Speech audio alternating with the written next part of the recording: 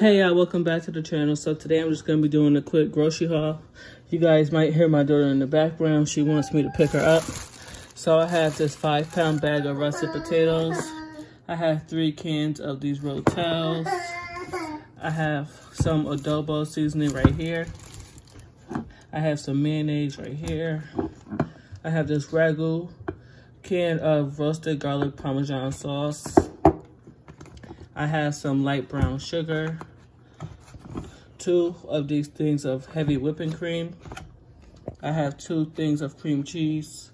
I have 4 tomatoes, 2 green peppers, and 2 red peppers. I have 2 of the Minute Maid juices. I have some Italian seasoning. I have some ground ginger, some complete. I have some Velveeta cheese. Hold on, mama.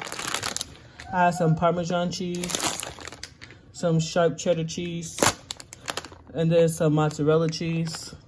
I have this big thing of some Country Crock. I have 5 of these bags of the frozen broccoli. I have this big thing of soy sauce. I have this olive oil.